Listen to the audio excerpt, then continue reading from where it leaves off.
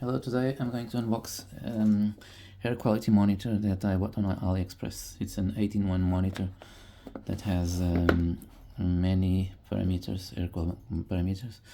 I bought this model because I heard, I read somewhere on forums that the CO2 device inside it's good quality. It's an NDIR, so it's an infrared sensor. So that's my main concern, the CO2, and it also measures particles and PM 1.5, 2.5, 10. I'm not sure how accurate that is. I think it's okay, but maybe it's deriving the other parameters and also a few other parameters. So this is the device itself, the box that comes with the device. I had bought a few already, and this is my last one. The previous, I had one with a firmware 2.001, I think, 2.0, that had a few issues. So this one hopefully comes with a newer version of the firmware. Just showing the instructions.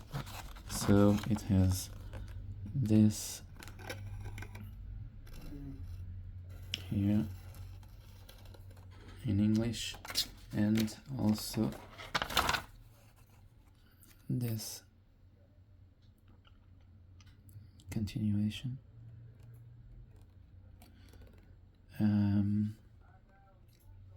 I think it's a nicely put together device with a nice cute box. Comes like this. The model itself, it's PV28-CW. There are a few other devices with the same box, with this, without Wi-Fi or without with less air quality parameters. Power button. So I'm gonna turn it on. Maybe not yet. And let's see what else comes in the box. I think it's just the power cable.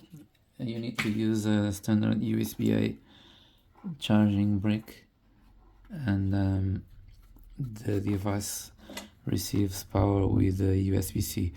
I measured the consumption. It's about half watt, so 0.5 watts and 0.1 amps. So it's not much, but it produces a very slight heat, so the thermometer might be influenced a bit, so it only has a precision of 1 degree Celsius. I also have here a phone with the Tuya. It's not the Tuya, I'm using the Smart Life, so if I turn it on, I should be able to. Okay, so this is the screen view. The screen is nice because it shows all these parameters, and it also alternates. Okay, this is not calibrated, it needs a few hours to be calibrated.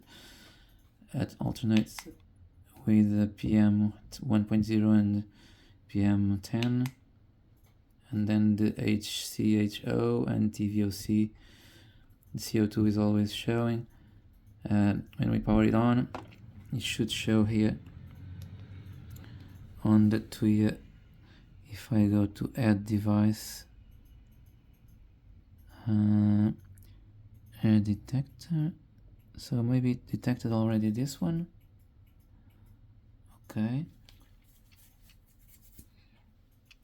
and I'm going to connect to the Wi-Fi. Let me put it here, my password. Okay, so being added.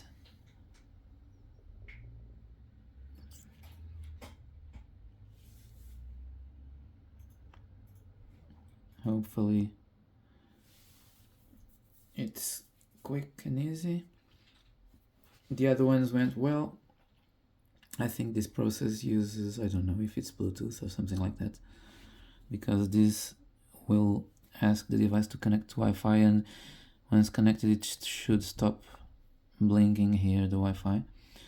Okay, it's asking again for the Wi-Fi. Maybe it didn't went well.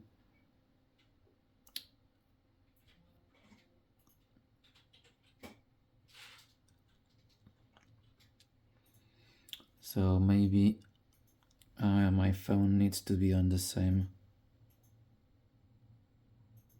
My phone was using the 5G and the devices usually only accept 2.4G.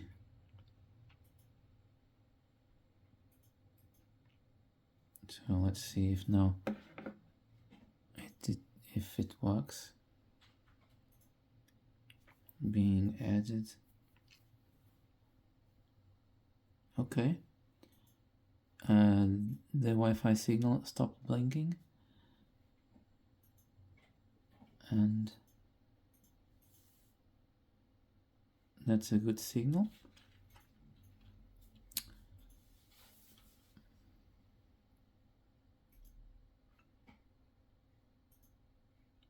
Okay, it's done. I can then rename, change it, but not doing it now. So this is the screen overview of the device. You can see these parameters, and then we have an history. And we also can set alarms like this. If the CO2 goes over something, we can set here. The device can make a beep. My previous old firmware device had some problems that had some peaks and false positives, so the alarm sometimes once or twice per day was was sounding the alarm, and that's not very nice. So let's see what firmware version this one comes with. So device information, it's here, device updates 1.0. Main model strange 302. The other one had only one version. This one says main model 1.00, then between brackets 3022. Strange. Hopefully it's a newer version, because the other one has been bought 1 year ago. So I can show you, for instance. Okay, maybe later. So for instance, this is my bedroom device. Connection failed. Strange. Okay, why is it saying fail? Okay, so my bedroom, not bedroom. That's the old one that it's turned off. So the living room, I have this one. And if I come here to the version, it's 3.1.17. So strange. This is supposed to be older than the newer one I'm just unboxed. Hopefully it is. Device information, I have a few parameters here. This must be public IP address, virtual ID, the Wi-Fi signal, and let me check the new one, which is the air quality. Should be, where is it? Yes. Air quality, where is it? Oh, it's this one, air detector 5. So the parameters here, if I come here and I do the device information for the new model, it says this. Okay, that's okay. So the alarm is sounding, saying it's poor CO2. Okay, and then there's a notification there, detected. Okay, and that's because the alarm must be on. Okay, So if I come here and not here, on the settings, I can disable the alarm. And also has a nice function, which is it has an infrared sensor, a proximity sensor, so the screen goes off, and when you put your hand in front of the device, or you pass by about 30 centimeters or less, the screen wakes up automatically, and it shows the device. And there is also a light light detector that increases the brightness of the screen when there's more light in the room. I can show how the device sits inside because I opened the older one. So I'm gonna put this aside, and but first I just wanted to share also that I'm using Home Assistant. I was able to add the device to Home Assistant using the Tuya local hex plugin, and then I can see the graphical, because the Smart Life app that I was showing before only records, only I can show also that the Smart Life only shows one registered per hour. So if I come here to the, for instance, the living room, and I go to the history, here I only see a rough graph smoothed to 1 hour, and I also see the monthly. It's not very friendly if you want to see how the graph is evolving during the night. So on Home Assistant I have here air quality that shows a very detailed graph that goes to the 5-second resolution.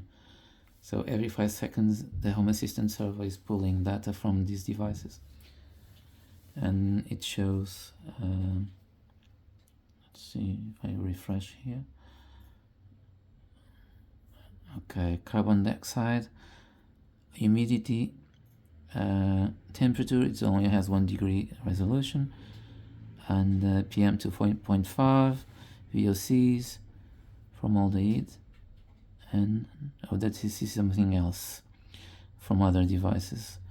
Carbon monoxide is also from other devices. Okay, but the CO2, it's showing a very nice graph, so I can come here and see a more detailed graph and zoom in like this.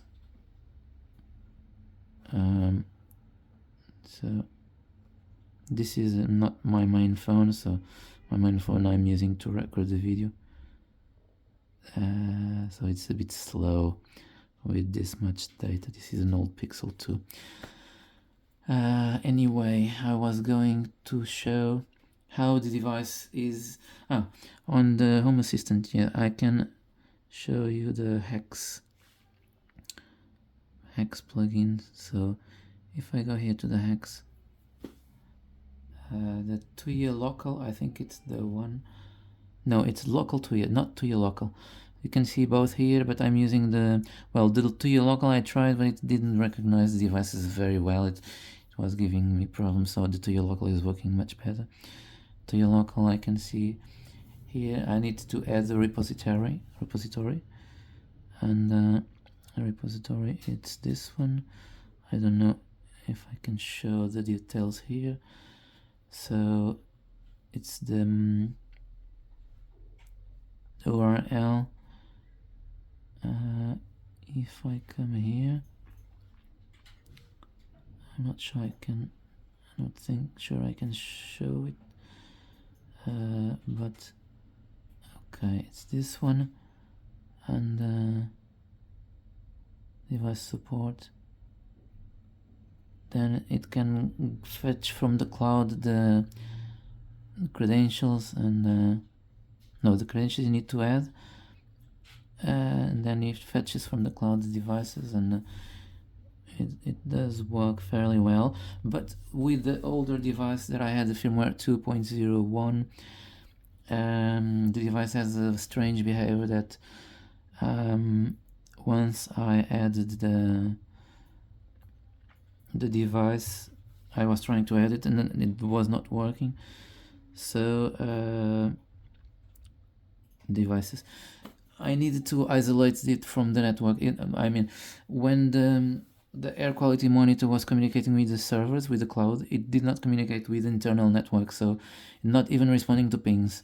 I need to block it on a firewall to be able to communicate with the Home Assistant directly. And then, well, 5 devices.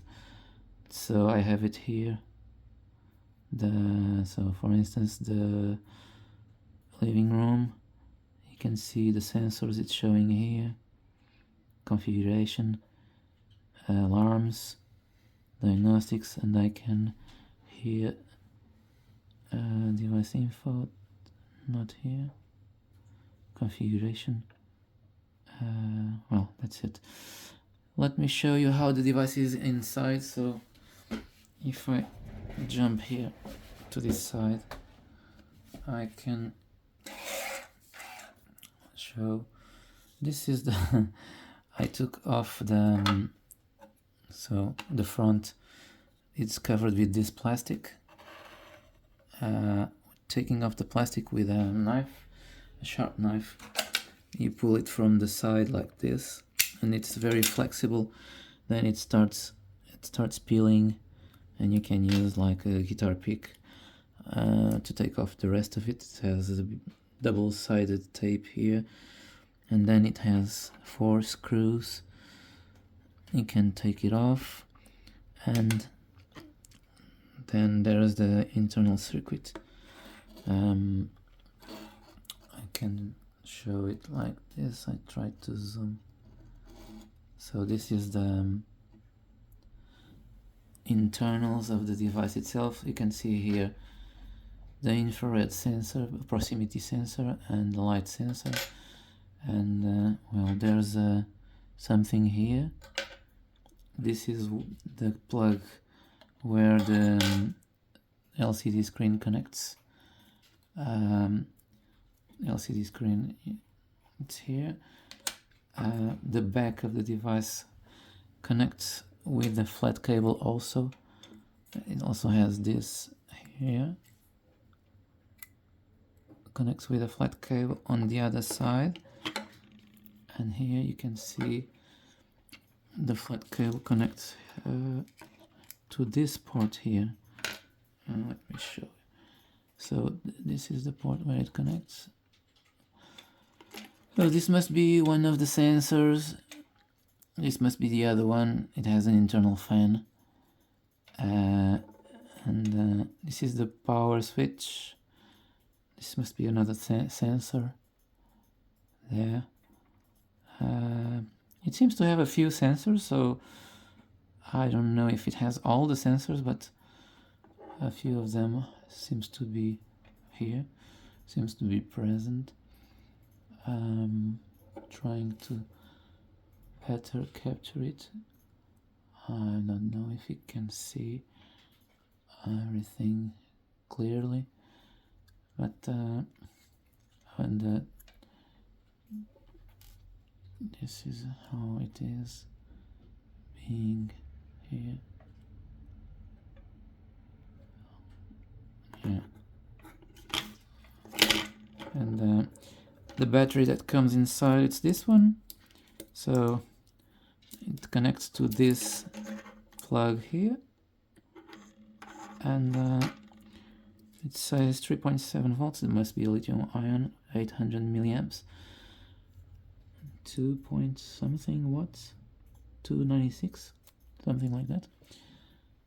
But the first time I plugged it in, I thought the battery lasted by about 3 or 4 hours. But then if I want to continuously monitoring, I need to plug the device to USB-C phone charger, and I measured about 0.5 watts of consumption. Well, actually the older firmware was consuming about 1 watt, so it was heating a bit more. So that's not very good. Even the temperature must be not very good. And I hope this helps someone looking to air quality monitor. And that's it. Bye bye.